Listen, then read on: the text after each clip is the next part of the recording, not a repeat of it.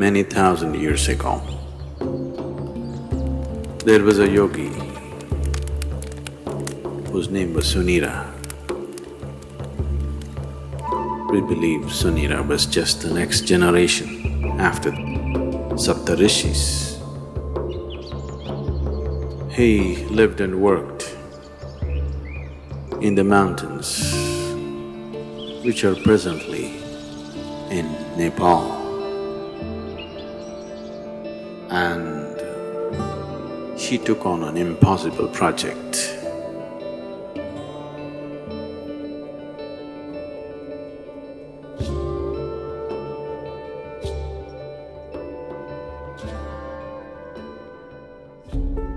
Sunira saw that human consciousness could be evolved if you produce a perfect human being who could render this to all sorts of people.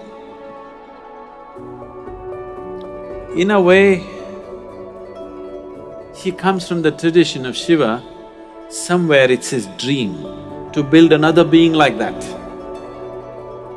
He wants to build a living Shiva once again, a perfect teacher for the world who is completely multidimensional, not this kind of teaching or that kind of teaching.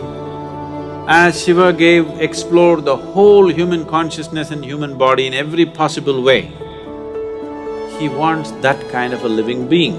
So he started building the energy body for that kind. And then he believed that he could build a physical body on top of that and let him loose in the world. With a lifespan of a few hundred or thousand years, so that he will transform the whole world by the time his time is done. So he started working on this project. And of course he died unfulfilled.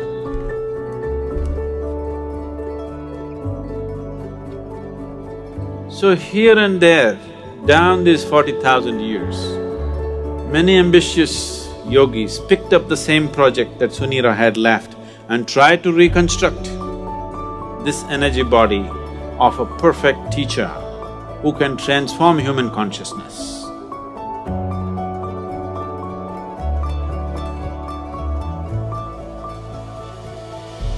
They called him Maitreya. Maitreya means a friend, a true friend to the humanity, to come and change humanity, the world teacher.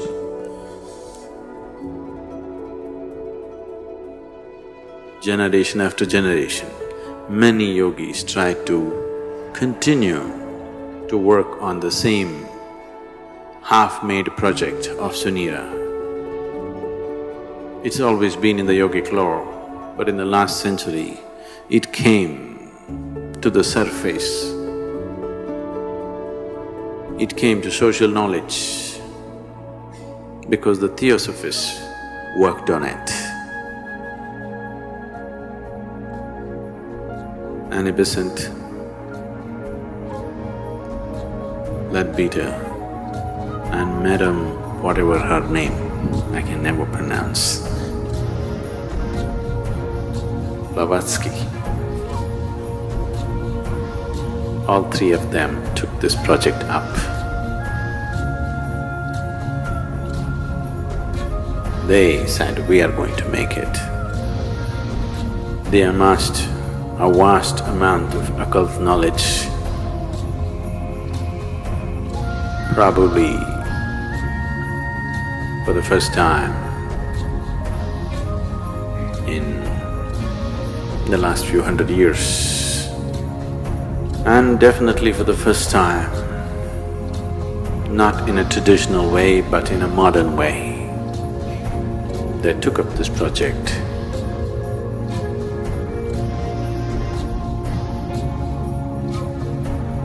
And they tried to locate this being, this unfinished project. They want to take it up and complete it. Some work was done. They had the knowledge, but they did not have the capability. They acquired much information, but they could not acquire the necessary means to do anything like that. Twice they made serious effort to simply declare that they have completed the project, the perfect being has come. But it did not work.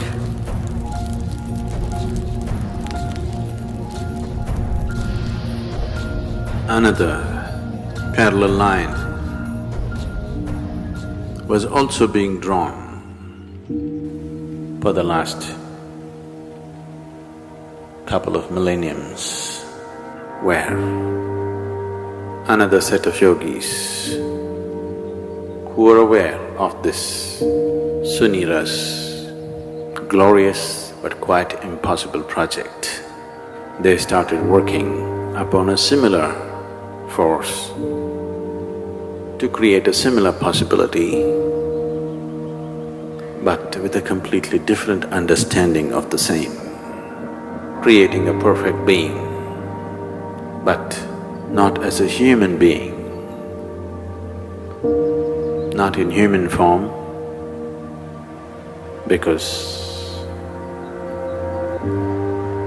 putting it into a human being as such a possibility, human system has all the capabilities, but still it doesn't have the necessary integrity of boundary to hold it. There are previous experiences of creating or attempting to create dhyana lingas in many places.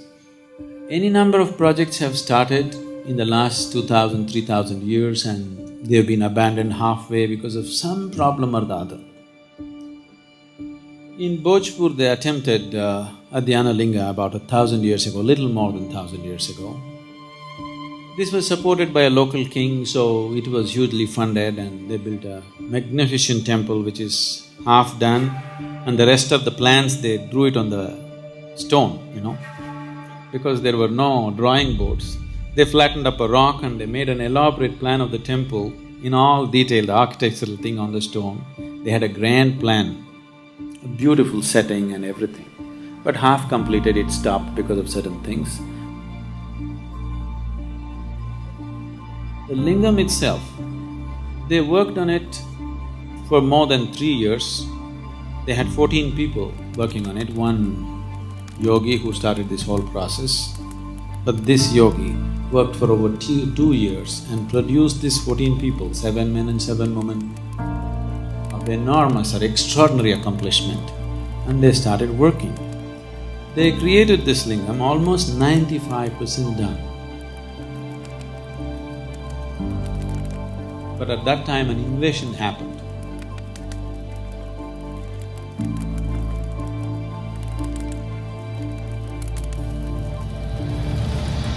The invaders came.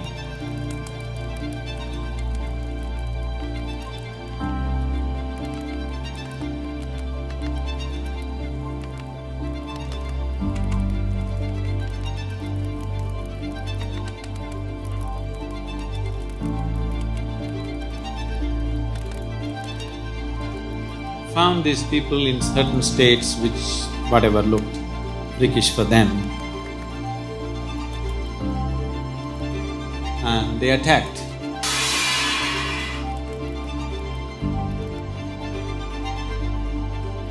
When they attacked, his left foot was chopped off. Because of this damage in the body, he could not continue. So he decided that they will merge themselves into the lingam and complete the work. So they asked another yogi, trained another yogi to lock the energies. This yogi left their bodies and merged into the lingam. But the other yogi who was supposed to do this was so overwhelmed by this situation that he could not lock it. Because they did not lock it in time, the lingam just cracked up. Even now you can see it's a straight crack in the lingam, about 3 to 4 inches is just opened up. Now they patched it up with lime. The archaeological department has patched it up with lime, but it just cracked.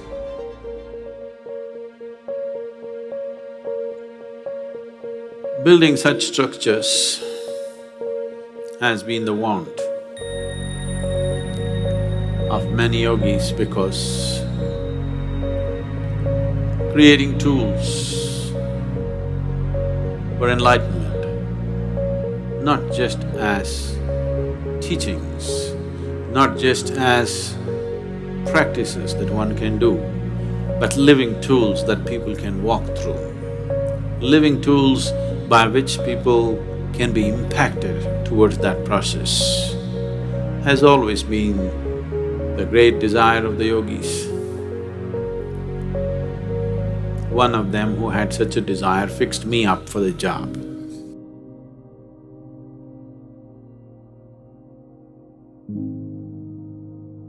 My physical proximity with him was just for a few minutes. It is in these few moments that this fabulous crafty man enslaved me for his project.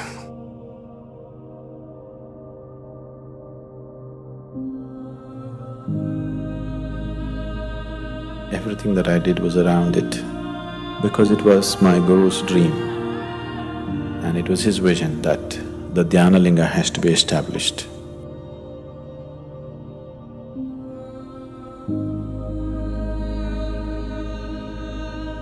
This is my Guru's will and grace.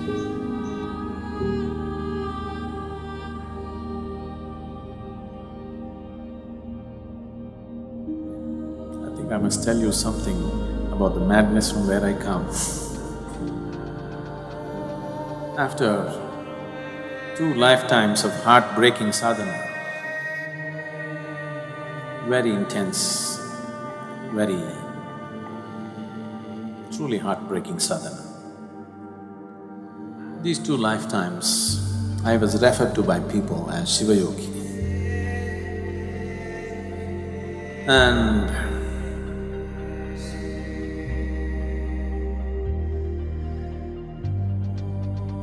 when it was needed, when my Guru appeared,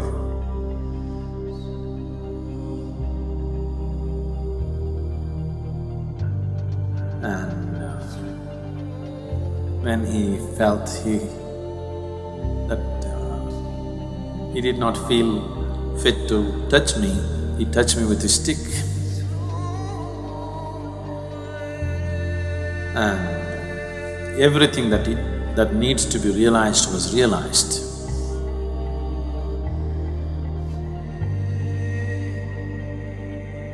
I was at the very peak of anything can be.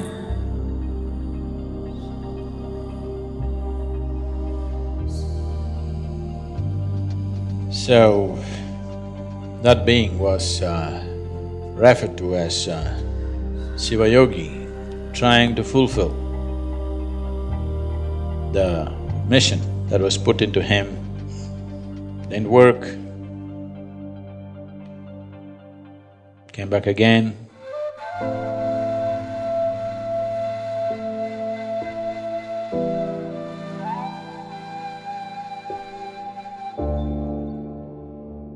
Sadhguru Sri Brahma tried very hard, almost successful, but couldn't fix the goodwill in the society because the intensity of who he is could not be understood in the social circumstances. He couldn't fulfill that. He prepared a few people and then went up the mountain. He was checking himself, why has he failed? He's got everything. Why is it didn't happen? He knew it's not that he lacks the competence, it's just that he did not garner the social support that was needed. So he went up the mountain for the last time.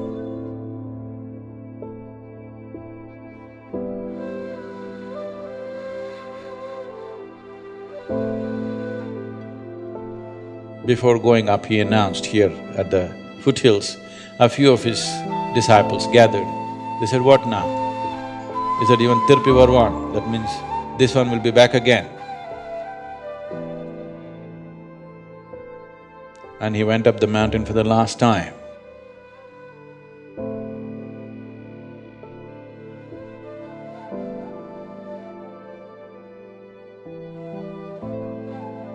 And he did a rare thing. He left his body through all his 7 chakras at the same time. He's just checking himself. He knows it's not so, but still the first blame should be on you when something doesn't work. So he's checking in case I'm not good or I'm not good enough. So he left his body through all his 7 chakras.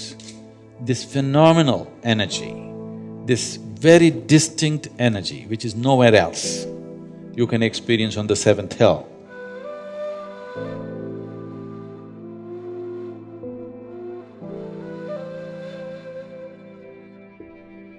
It's very, very different from anything that you would find anywhere. It's distinctly different. So with that done, he knew what is the problem is you didn't handle the circumstance properly.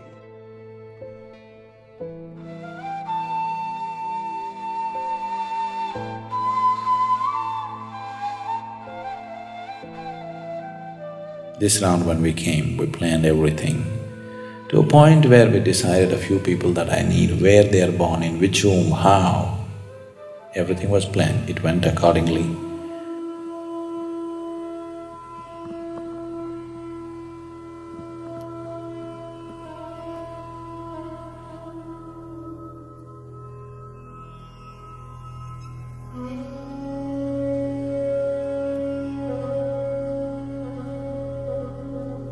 For people needed for the consecration, I placed them in the right kind of places so that everything comes together at the right time. In spite of that, took it 18 years of preparation in this life to put it together, to put the people together, to remind them of their past, to get them there. Now, this is too fairy tale-ish for you, but this is something that's a living reality for us. So the consecration process itself took 3.5 years, a very intense process. People who witness these things, their lives are never the same again. Things that they had not imagined in their wildest dreams, they witnessed, they still can't believe that it actually happened in their presence.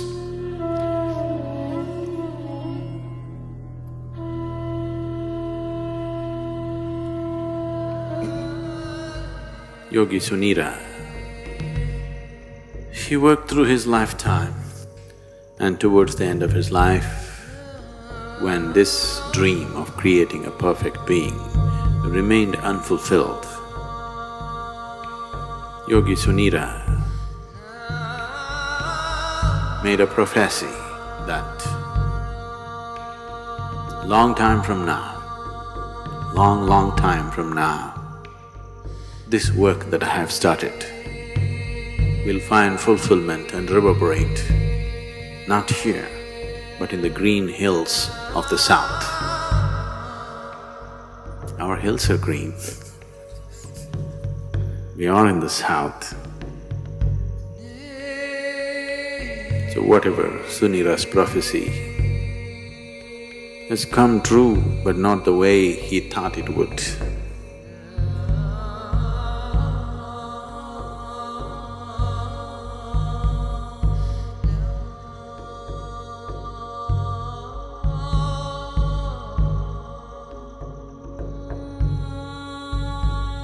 Dhyanalinga is like a living guru.